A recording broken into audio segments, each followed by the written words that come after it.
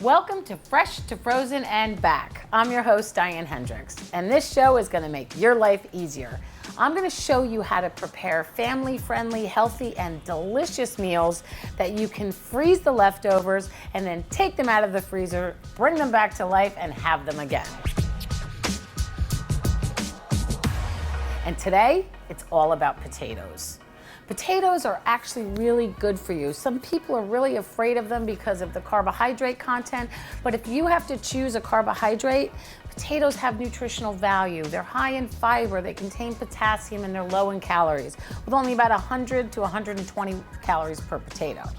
So what I'm gonna do is I'm gonna show you 6 ways to prepare twice baked potatoes. So it's potato, I'm gonna show you how to do it.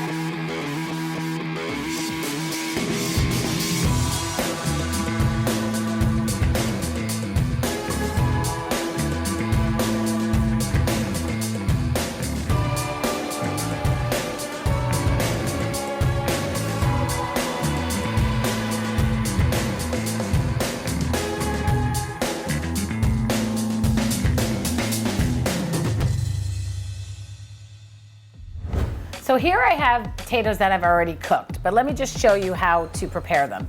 You can use any type of potato that you like. You can use Idaho potatoes, russet potatoes, and even sweet potatoes. These are great. These little red potatoes are great for like little one bites, even appetizers. And sweet potatoes are great for an added boost of nutrition. So what you do is you take your potato, and you can use a fork or you can use a knife, and you're just going to poke the potato all the way around. And then you're gonna set them on a baking sheet, and you're gonna bake them in the oven for about 45 minutes, turning halfway through, until they're really soft to the touch and you can cut them in half. So let's get going here. We're going to take all of these potatoes and we're gonna cut them in half, straight down the center. Be careful when you're cutting them because you wanna keep them intact. I'm gonna cut them all.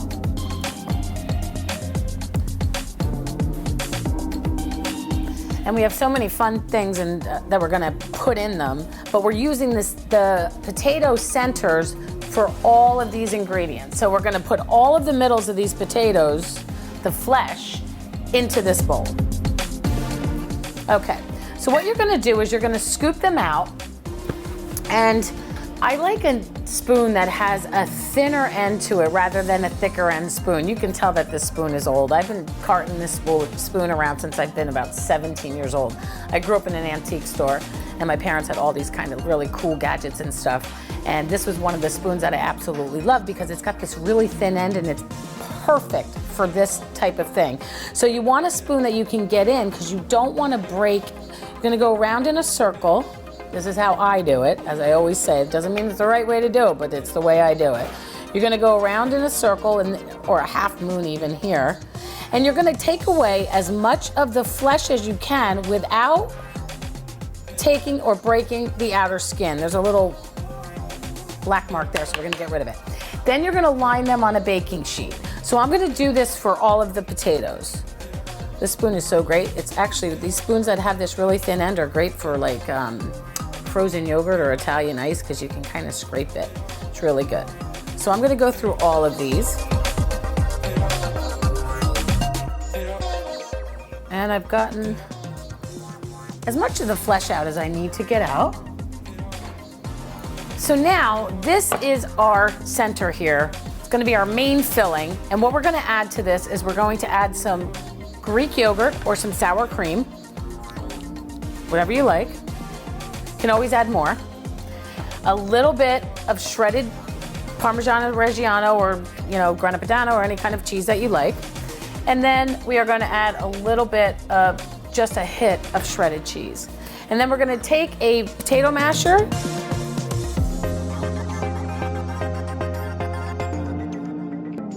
Okay, so we're going to add a little bit of milk. You can use almond milk, you can use soy milk, you can use low-fat milk, whatever you want.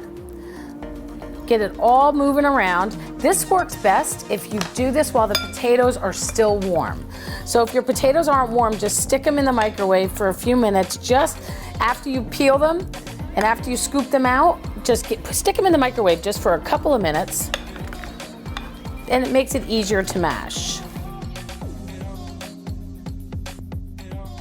Got to give it a little bit of elbow grease. It takes a few minutes. Get your whole body into it. Okay, we're almost there. And you can see that it's starting to get softer. Really get in there and get all the pieces. So just stir it around a couple of times just to make sure that you've gotten all of these little pieces mushed and mashed and smushed. Okay, I'm just gonna add a little hit more milk, and then we should be good. You can see it coming through the potato masher much easier now. It just takes a few minutes, but it's worth it. It's worth it. All these potatoes, I've got 6 potatoes, and this is you're gonna eat some of them now, and then we're gonna freeze them, and you'll be able to pop them right out of the freezer, and you will love it. Okay, so this is ready. So now this is the base of your potato fillings. Turkey with mushroom gravy. So good. Okay, so we'll take 2 of these guys, and we're gonna take a bowl. And we're gonna take just a little bit of the potato mixture and put it right here. I've got some turkey with mushroom gravy that's simple, makes a really great weeknight dinner. Could have been left over and already in the freezer. You're gonna put it in here and then just mix it all up. Mash it around, get the potatoes incorporated in there. A little bit more, and a hit more potato. I'm a pretty good judge at this. After a while, after you've done this a couple of times, you'll know just how much to use to stuff each one. Okay, so this is perfect. So we're gonna take this, love this. And you're just gonna put it inside your potato again. Look at that, perfect. Oh, it's one of my husband's favorites is mushroom gravy. Okay, so that, you're gonna set them back on the baking sheet, and we're gonna sprinkle that with a little bit of fresh thyme, or dried thyme, either one, whichever one you have. Okay, next up, spinach, bacon, and cheddar. So we're gonna do the same thing that we did each time with each of the fillings. You're gonna take a little bit of the potato filling, you're gonna add your spinach. You can cook it if you want, or you can just leave it raw and chop it finely. A little bit of bacon. A little bit of bacon goes a really long way. It's great to crumble it because it adds such a good flavor and you don't have to use a lot of it. And a little bit of shredded cheese, and we're gonna do the same thing again. Gonna mash it all up together. The color of the spinach is beautiful. You can use broccoli as well, or any vegetables that you like, whatever you like. Okay, now this is gonna go right back into the potato skins. I'm gonna take half of it, plop it in here. Remember, you're gonna have the whole potato. So, I think having 2 halves seems like more food. And it's so good. Okay, so you're gonna stuff that in there. And then we're gonna top this with a little bit more crumbled bacon, just a teeny tiny bit on top. And just a little hit of the shredded cheddar. And then that goes back on your baking sheet. The next one we're gonna do is black bean salsa. First, we're gonna take a little bit of our potato mixture.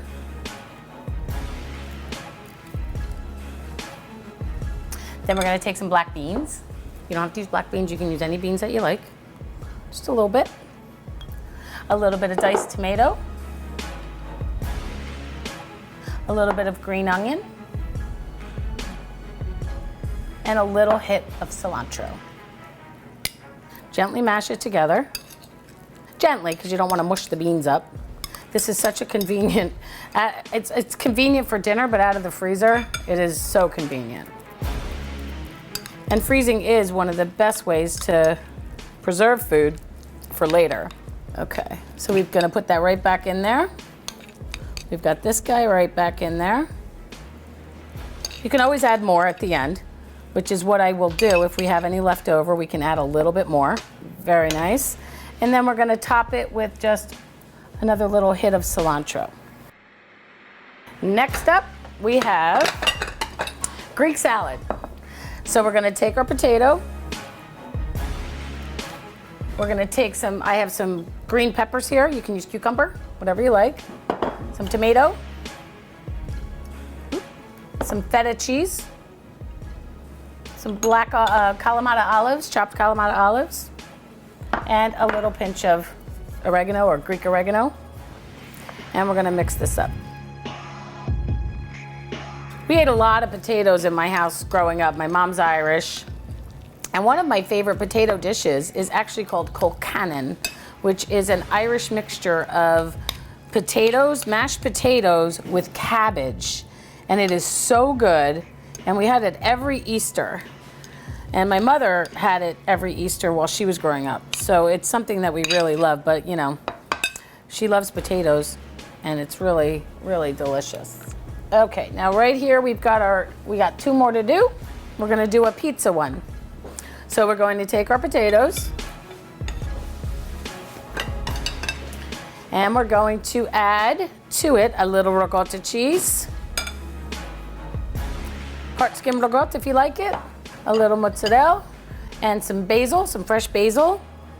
We're gonna mix that up and I'm gonna show you something really cool. We're also gonna do a meatball pizza. You can do a meatless pizza or a meatball pizza. So we've got that all mixed together. And then we're gonna put it in. And then we'll put this in the other one. And then we can do a little, if you have any meatballs, you can shove it right in. It looks really neat. So I've got two little mini meatballs that I made and you can pop them right in there. And then you take some sauce and kind of drizzle it on the top. You can always add more sauce after you are ready to serve it or after you defrost it. And it makes a really beautiful pizza flavored stuffed potato. And last but definitely not least, we've got a hot and spicy chicken with blue cheese. So we're gonna take, again, more potato. Then we're going to add some shredded chicken and some celery, some crumbled blue cheese. And it's really gonna add a little bit of spice at the end. I don't wanna put too much spice inside of it. So we're gonna take a little hit of your favorite hot sauce. And you can always add more at the end. But this is such a really cool way to, it's like a twist on baked potatoes, on twice baked potatoes. Because typically it's like bacon and cheddar. But this is a whole different ballgame. So we're gonna take it, we're gonna stuff them. So you've got the celery and you've got the chicken. This is like almost, this isn't a meal. This would be a lunch for me. And then you hit it with a little more hot sauce.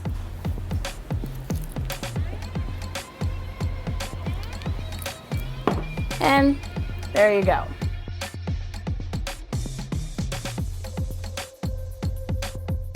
Okay, so I have this leftover potato and I'm definitely not gonna get rid of it. So what am I gonna do with it? I'm gonna freeze it. I'm gonna take a small container and I'm just gonna put this in here, plop it in there, stick a lid on it, label it, and then the next time, you know, somebody in the house wants mashed potatoes, all I do is take it out, defrost it, whip it up, and it's ready to go. Okay, so now you've got all these beautiful, beautiful, beautiful baked, they're not twice baked, they're once baked and stuffed right now, potatoes. And you're gonna take these and you're gonna put these in the oven and you're gonna bake them at 325 for about, I don't know, maybe 15 minutes. And then, you know, everybody at your table can take the pick of what they like. If you know you're gonna freeze them, don't bake them first. You're gonna freeze them just like this. You're gonna take, if you wanted to freeze this whole tray for a party where everybody can have their own pick of a potato, you're gonna take this whole tray, stick it in your freezer until these are rock solid, and then you're gonna take them out and put them in a freezer friendly container, and then you can pop them out whenever you want. So I'm gonna clean up, and then I'm gonna come back and I'm gonna show you the ones that we have already frozen, and we'll talk about it. Okay, so this is exactly what they look like when you freeze them first. So this is like the spicy chicken. You can hear them, and you just pull them right out of your freezer. You can just pull them right out of your freezer. And if you want to bake them from frozen, it takes about 25 to, actually about 45 minutes from frozen. If you want to thaw them, just put them in your refrigerator the night before, and then it only takes about 20 minutes, but I definitely recommend doing them in the oven. But look at how they retain their color, and you can tell that it's retained the freshness. So what you want to do is, I would say you would want to use these within like maybe a month or two, but I don't think they're going to last that long in your freezer. Thanks for watching. Please follow me on social media at Diane Henderiks. Visit my website, dianehenderiks.com, and share this episode and any other episode of mine that you watch with those that you love and think would love this. I'll see you next time.